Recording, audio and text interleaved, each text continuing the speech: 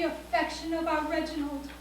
The very hopelessness of our love is a bond that binds us to one another. Jealousy is merged in misery, while he, the very sight ashore of our eyes and our hearts, remains icy and sensible. What have we to strive for? The love of maidens is to him as interesting as the taxes. Would that it were. He pays his taxes. And cherishes the receipts. Oh, happy receipts. Oh. Fools! I beg your pardon. Fools and blind, the man loves, wildly loves. Oh, but whom? None of us. No, none of us. His weird fancy is lighted for the nonce on Patience, the village milkmaid. On Patience? Oh, it cannot be. Bah, but yesterday I caught him in her dairy, eating fresh butter with a tablespoon. Today he is not well. But Patience boasts that she has never loved, that love is to her a sealed book. Oh, it cannot be serious. Tis but a passing fancy. 'Twill quickly wear away. Oh, Reginald, if you but knew what a wealth of golden love is waiting for you, stored up in this rugged old bosom of mine, the milkmaid's triumph would be short indeed.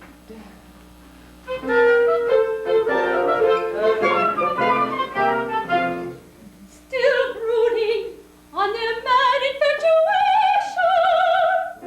I thank thee, love, thou comest not to me. Far happier I, free from thy ministration, than dukes or duchesses who look at me. 'Tis Patience, happy girl, love by a poet. Your pardon, ladies, I intrude upon you. Nay, pretty child, come hither. Is it true that you have never loved? Most true indeed. Most marvelous and most deplorable.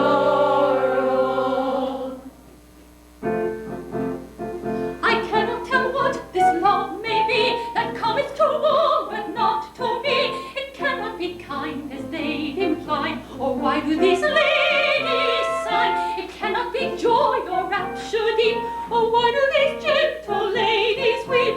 It cannot be blissful as 'tis said, or why are their eyes so wondrous red? Though everywhere true love I see, a coming to all but not to me, I cannot tell what this love may be. Though I am like the lightning, will listen sigh night and day. Though she is light and she is gay, think of the gold twixt she is sweet and gay. The gold twixt she is sweet and gay. La la la la la la la la la. And in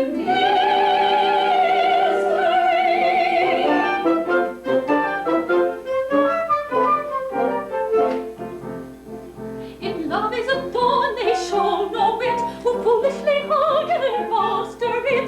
If love is a weed, a single they, who gather it day by day. If love is a nettle that makes you smart, then why do you hold it close to your heart and give it pain when they say I? Then why do they sit and sob and sigh? Though everywhere true love I see,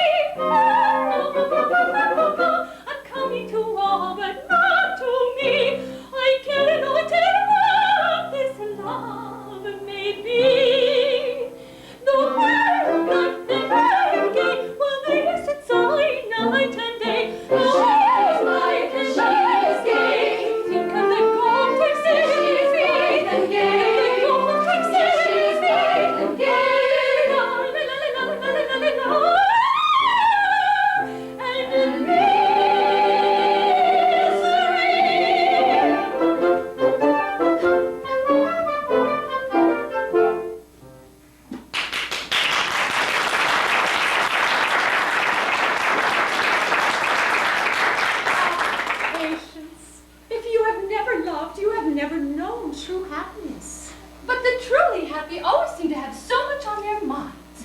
The truly happy never seem quite well. There is a transcendentality of delirium, an acute accentuation of supremest ecstasy, which the earthy might easily mistake for indigestion. But it is not indigestion. It is aesthetic transfiguration. Enough of babble, come. Oh, but stay. I have news for you. The 35th Dragoon Guard have halted in the village. They are even now on their way to this very spot. The 35th Dragoon Guards. They are fleshly men, a full habit. We care nothing for Dragoon Guards. But bless my heart, you were all engaged to them a year ago. Oh, that was a year ago. You don't understand. A year ago they were very well in our eyes. But since then, our tastes have become etherealized, our perceptions exalted. Come, let us lift up our voices in morning carol to our Reginald. Let us to his door. 20 sick maidens weep, lost in all against our will. 20 years hence we shall be, when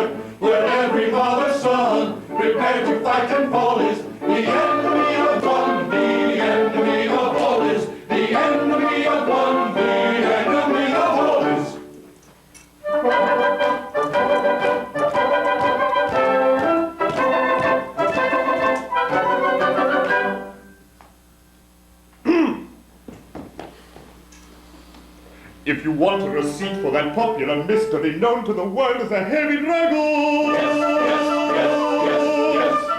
yes.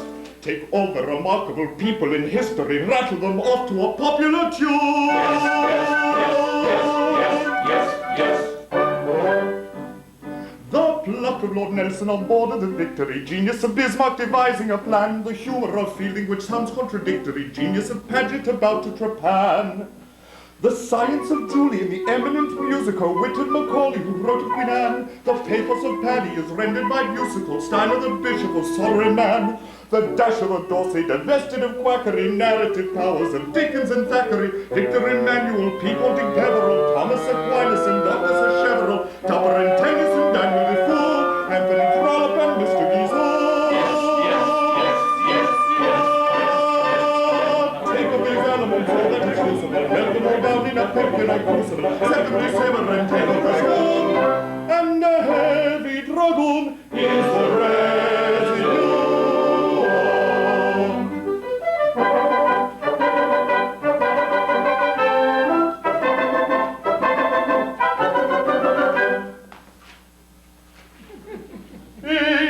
If you want a receipt for this soldier like Paragon, get it the wealth of the Tsar if you can. The family pride of a Spaniard from Aragon, forced of Mephisto pronouncing a ban.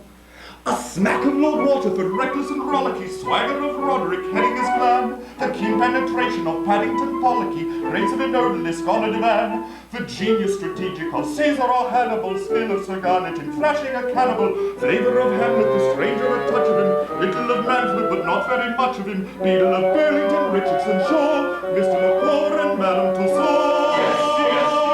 Yes. Take of these elements. abundance, all that is sensible, help them all down in that picture or crucible, secondly simmering to the stone, and a heavy dragoon is the residue.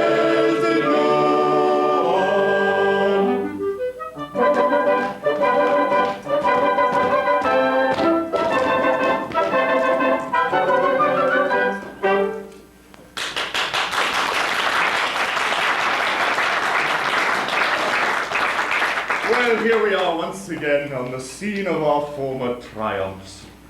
But where's the Duke? Oh, here I am. Come, cheer up, don't give way. Oh, for that, I'm as cheerful as a poor devil can be expected to be, who has the misfortune to be a duke with 1,000 a day. Most men would envy you. Envy me? Tell me, Major, are you fond of toffee? Very. We're all fond of toffee. We are. Yes. And toffee in moderation is a capital thing. But to live on toffee, toffee for breakfast, toffee for dinner, toffee for tea, to have it supposed that you care for nothing but toffee, and that you would consider yourself insulted if anything but toffee were offered you, how would you like that? I could easily see that under such circumstances even toffee might become monotonous. For toffee read flattery, adulation, abject deference, carried to such a pitch that I began at last to think that man was born bent at an angle of 45 degrees. Great heavens! What is there to adulate in me? Am I particularly intelligent? Certainly not. Or remarkably studious? Excruciatingly witty? Unusually accomplished? Or exceptionally virtuous? You're about as commonplace a young fellow as ever I saw. You are. Exactly. That's it, exactly. That describes me to a T. Thank you all very much. Thank you all very much. No. Well, I couldn't stand it any longer. So I joined the second-class cavalry regiment. In the army, thought I shall be occasionally snubbed. Perhaps even bullied. Who knows? The thought was rapture. And here I am. Yes, and here are the ladies. But who is a gentleman with long hair? I don't know. He seems popular. Does seem popular.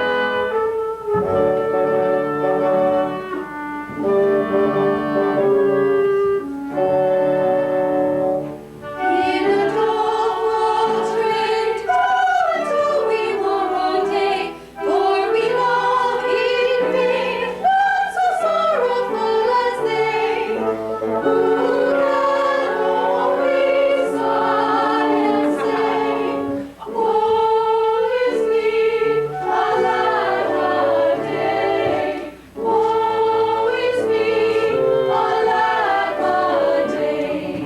Now is not this ridiculous and is not this preposterous? A thorough makes absurdity, explain it if you can. Instead of rushing eagerly to cherish us and foster us, they all prefer this melancholy literary man. Instead of slyly peering at us, casting looks endearing at us, blushing at us, flirting with the fan, they're actually sneering at us, leering at us, jeering at us, pretty sort of treatment for a military man. They're actually sneering at us, leering at us, jeering at us, pretty sort of treatment for a military man.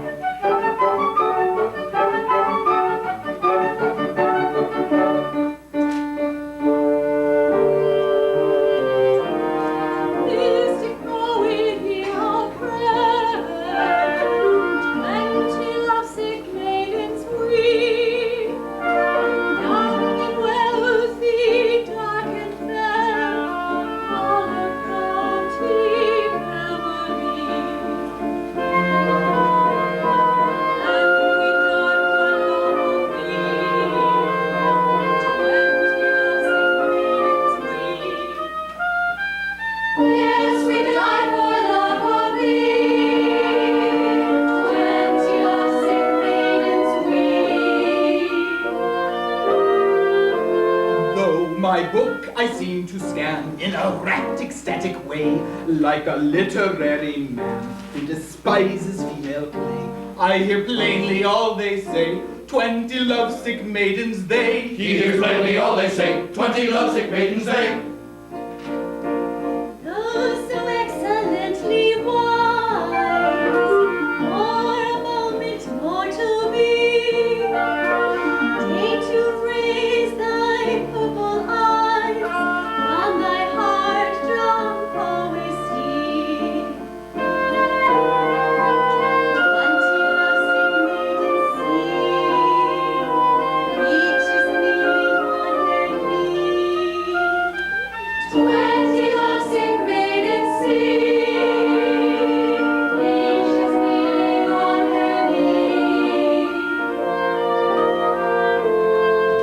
As I remarked before, anyone convinced would be that some transcendental lore is monopolizing me.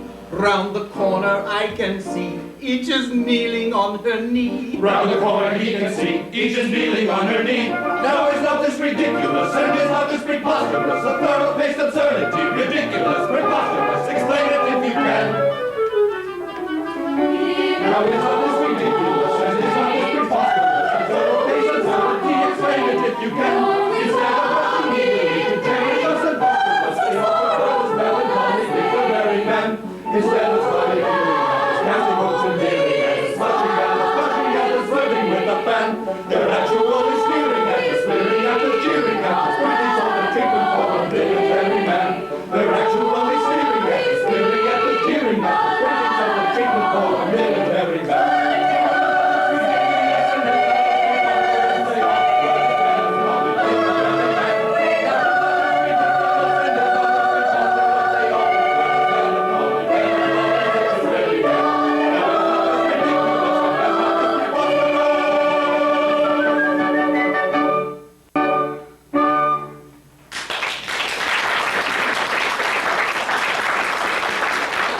Angela, what is the meaning of this? Oh, leave us, sir. Our minds are but ill-tuned to light love talk. But what in the world has come over you all?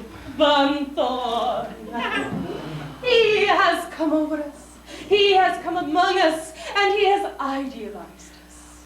Has he succeeded in idealizing you? He has. Oh, good old Bunthorne. My eyes are open. I droop despairingly. I am soulfully intense. I am limp, and I cling. Finished! At last! Finished! Oh. Are you better now? Yes. Oh, it's you. I am better now. The poem is finished, and my soul has gone out into it. That was all. It was nothing really. It occurs 3 times a day. Ah, Patience. Dear Patience. Will it please you read it to us, sir? Oh, this we supplicate. Shall I? No! I will read it if you bid me. Well, you can if you like. It is a wild, weird, fleshly thing, yet very tender, very precious, very yearning. I call it, oh, hollow, hollow, hollow. Is it a hunting song? No, it is not a hunting song. It is the wail of a poet's heart on discovering that everything is commonplace. To understand it, cling passionately to one another and think of faint lilies.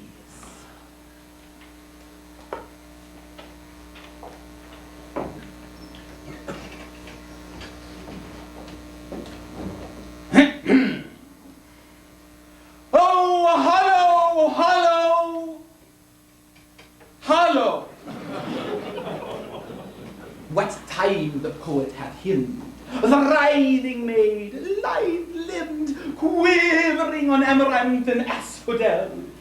How can he paint her woes, knowing as well he knows that all can be set right with calomel?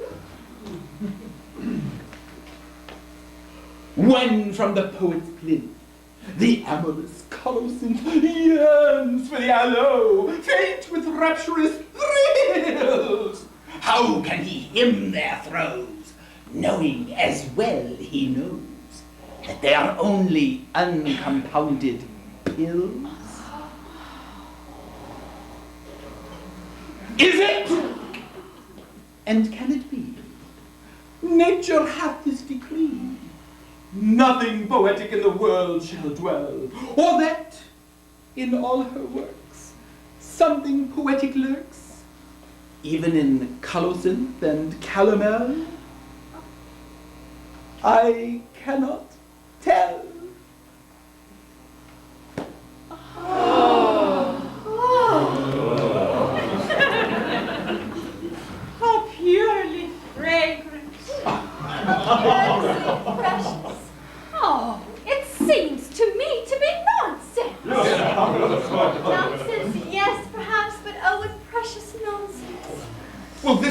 all very well, but you seem to forget you're engaged to us. Oh,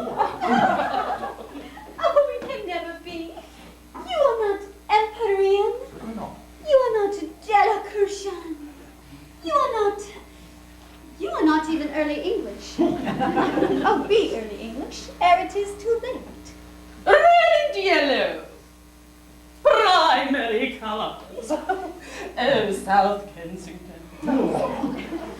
Oh, we didn't design our uniforms, but we don't see how they could be improved. No, you wouldn't. Oh, but still, there is a cobwebby graveyard with a tender bloom like cold grains, which made Florentine 14th century, trimmed with Venetian leather and Spanish altar lace, and surmounted with something of Japanese. It matters not what.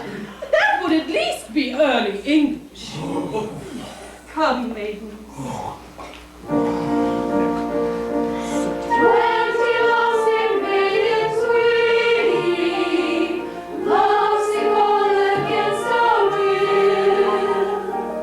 20 years hence we shall be, 20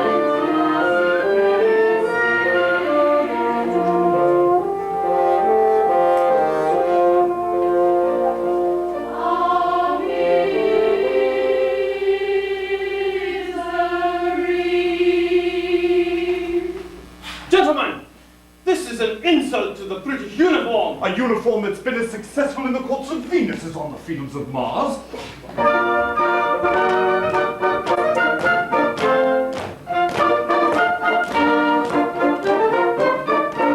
When I first put this uniform on, I said as I looked in the glass, it's 1 to a million that any civilian by figure and form could surpass.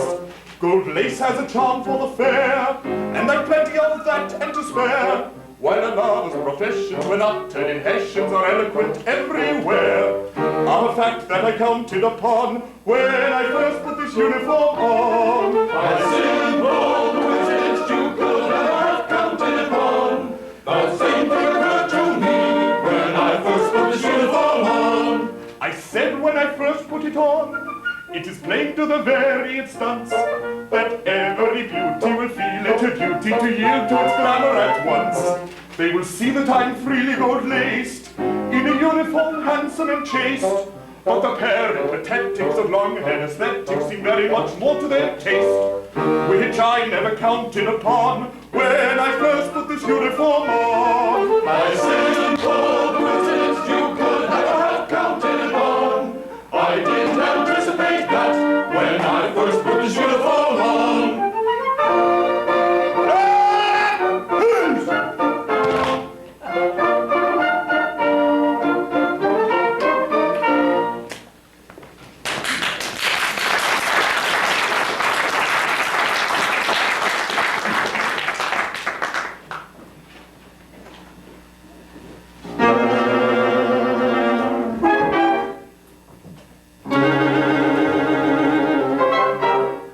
Am I alone and unobserved?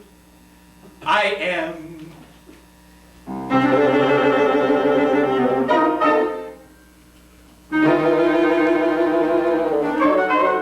Then let me own I'm an aesthetic sham.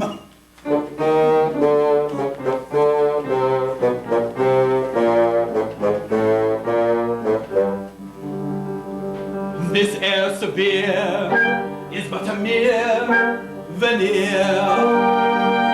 This cynic smile is but a while of guile. This costume chaste is but good taste misplaced.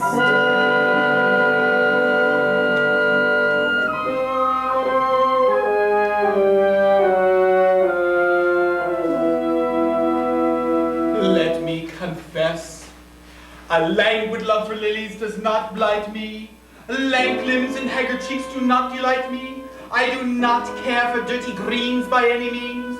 I do not long for all one sees that's Japanese. I am not fond of uttering platitudes in stained glass attitudes.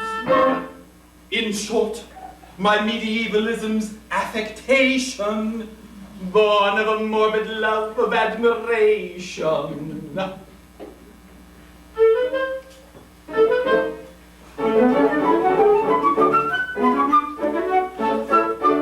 If you're anxious for to shine in the high aesthetic line as a man of culture rare, you must get up all the germs of the transcendental terms and plant them everywhere. You must lie upon the daisies and discourse in novel phrases of your complicated state of mind. The meaning doesn't matter if it's only idle chatter of a transcendental kind.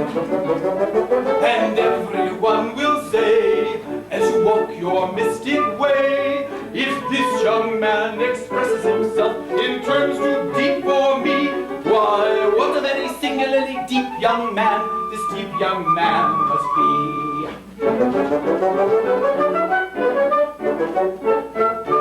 Be eloquent in praise of the very dull days which have long since passed away, and convince him if you can that the reign of the Queen Anne was culture's palmiest day. Of course you will pooh-pooh whatever's fresh and new, and declare it crude and mean, for art stopped short in the cultivated court of the Empress Josephine. And everyone will say, as you walk your mystic way, if that's not good enough for him, that's good enough for me. Why, what a very cultivated kind of youth this kind of youth must be.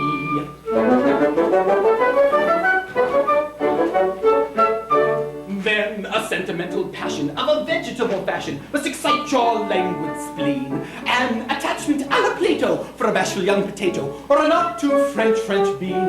Though the Philistines may jostle, you will rank as an apostle in the high aesthetic band. If you walk down Piccadilly with a poppy or a lily in your medieval hand. And everyone will say, as you walk your flowery way, if he's content with a vegetable love, which would certainly not suit me, why, what a most particularly pure young man this pure young man must be.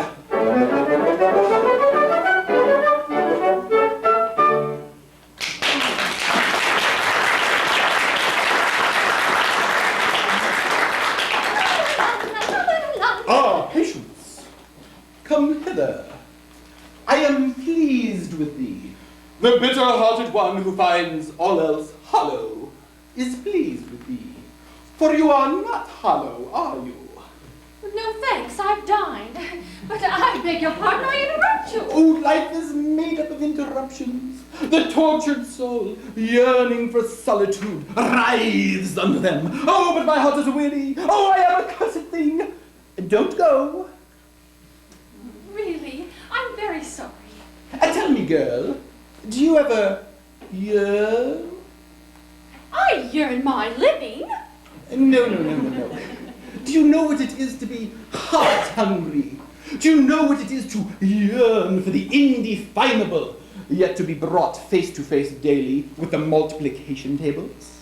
Do you know what it is to seek oceans and to find puddles?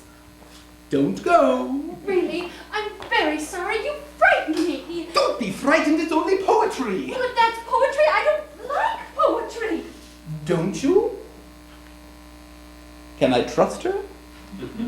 Patience, you don't like poetry. Well, between you and me, I don't like poetry. It's hollow, unsubstantial, unsatisfactory. Why, what's the use of yearning for Elysian fields when you know you can't get them, and would only let them out on building leases if you had them? Sir, Patience, I have long loved you. Let me tell you a little secret. I am not as bilious as I look. If you like, I will cut my hair. There is more innocent fun within me than the casual spectator could imagine. You have never seen me frolicsome. Be a good girl, a very good girl, and one day you shall. If you are fond of touch-and-go jocularity, this is the shop for it. oh, sir, I must speak plainly. In the matters of love, I am untaught. I have never loved but my great aunt, and I couldn't possibly, under any circumstances, love you.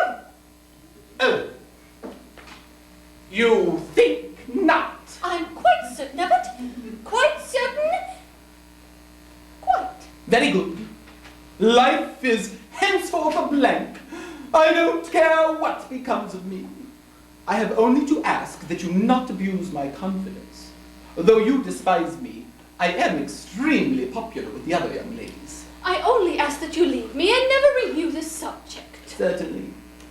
Broken-hearted and desolate, I go.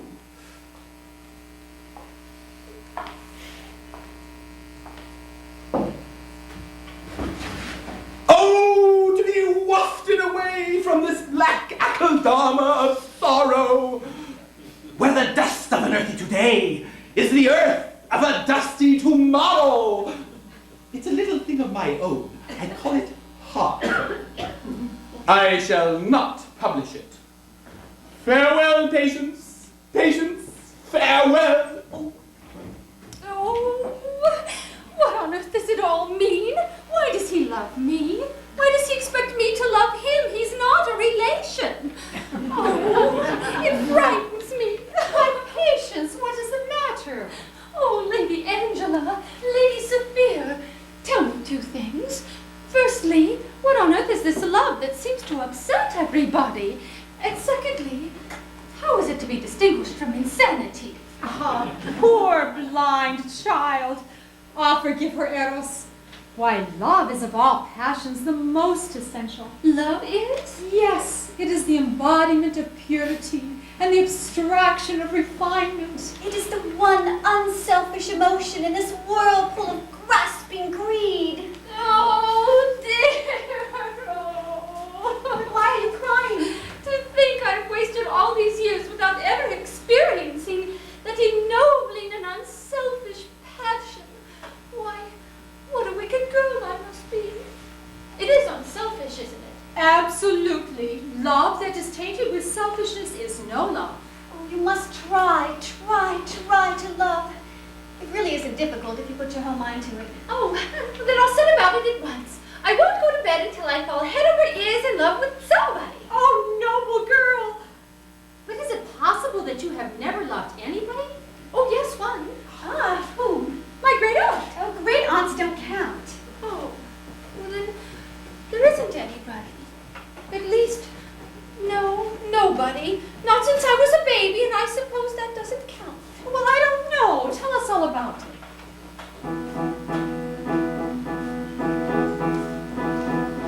Long years ago, 14 maybe, when but a tiny babe of 4, another baby played with me, my elder by a year or more.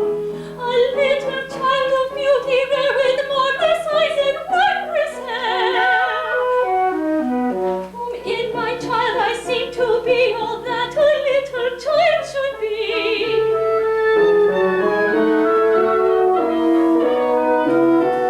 How we love that child and I, how pure our baby joy, how true our love, and by the by, he was a little boy.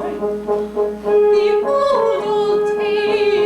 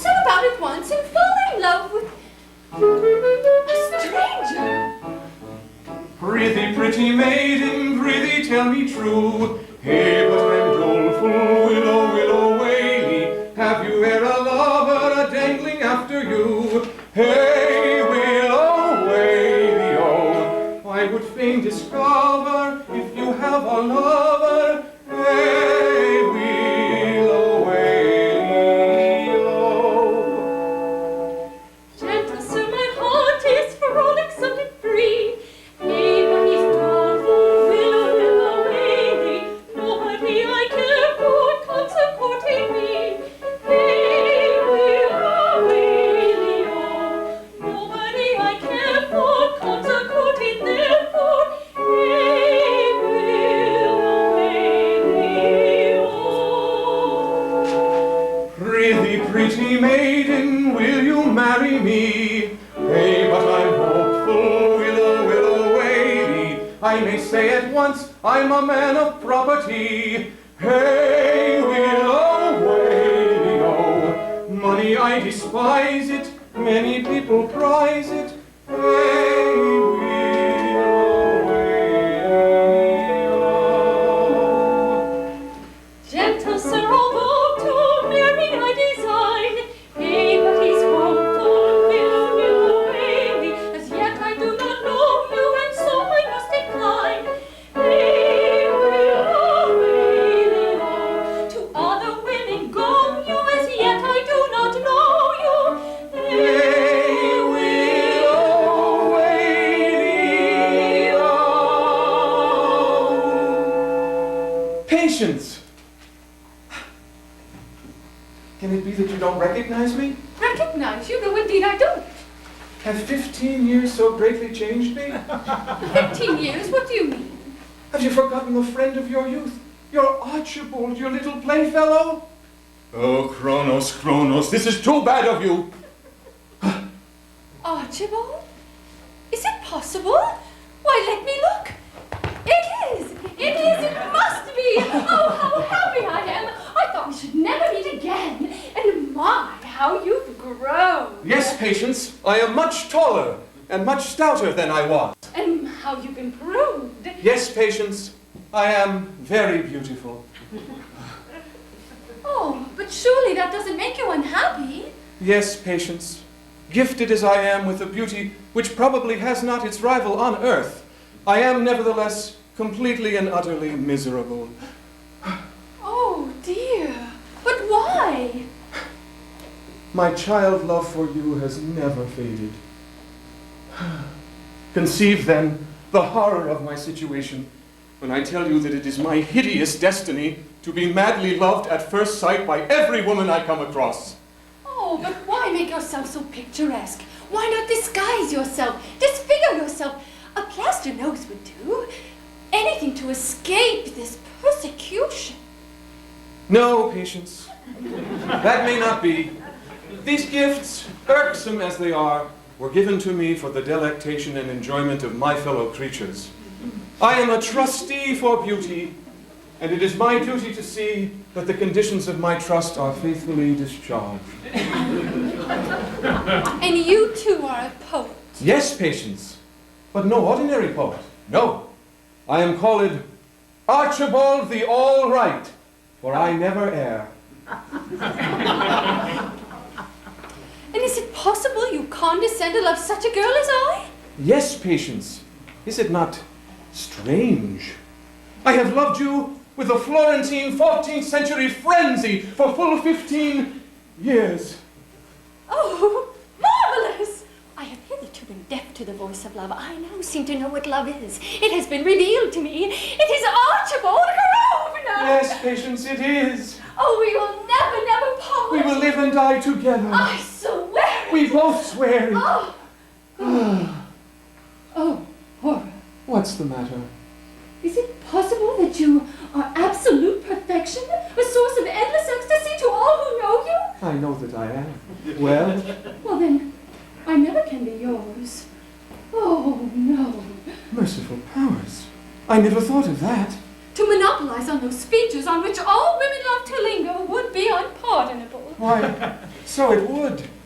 Oh, fatal perfection! Again you interpose between me and my happiness. Oh, if you were but a thought less beautiful than you are. Would that I were, but candor compels me to admit that I'm not. Our duty is clear. We must part and forever. Oh, misery! And yet I cannot question the propriety of your decision. Farewell, Patience! Farewell, dear Archibald. Oh, but stay. Yes, Patience? Though you are perfection, and I must marry you, there's nothing to prevent you from loving me. Why? Because I am plain, homely, unattractive. Why, that's true. The love of a man such as you for such a girl as I must be unselfish. Unselfishness itself. Though to marry you would very selfish be. Hey, but I'm